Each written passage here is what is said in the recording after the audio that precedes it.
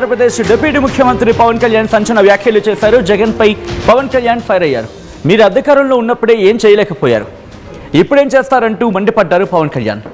పవన్ కళ్యాణ్కి అధికారం ఉన్నా అధికారం లేకపోయినా పవన్ కళ్యాణ్ ఎప్పుడు పవన్ కళ్యాణ్ లాగే ఉంటాడు. భయపడ్డాం. చాలా ఇంట్లోంచి బయటకు వచ్చేటప్పుడు తిరిగి వెళ్తాం లేదు అని డిసైడ్ అయ్యే వస్తాం. అందువల్ల మీ ఆకు రౌడీలు కానీ అలాగే చెప్తున్నారు.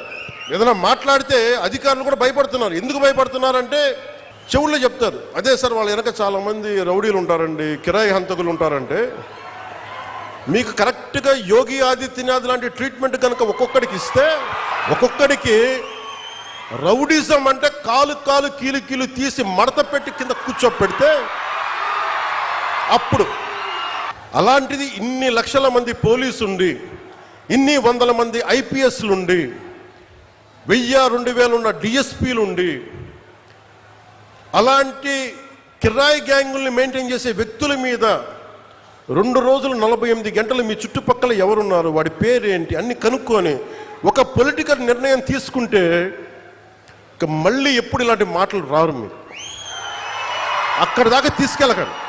సామాజిక మాధ్యమాల్లో కానీ విదేశాల్లో కూర్చొని వాగే వాళ్ళతో సహా ఇక్కడ కూర్చొని భవిష్యత్తులో మేము వస్తాం, వచ్చి మేమేం చేస్తామంటే వచ్చినప్పుడే మీరేం పీకలేదు, మరి ఏం మాట్లాడతారు? ఇప్పుడు వచ్చినప్పుడే మీరు ఏం పీకలా అంటే ఏమనుకుంటారు? మీరు కూర్చోబెట్టి మీరు బెదిరింపులు చేస్తే భయపడతాం అనుకుంటున్నారా?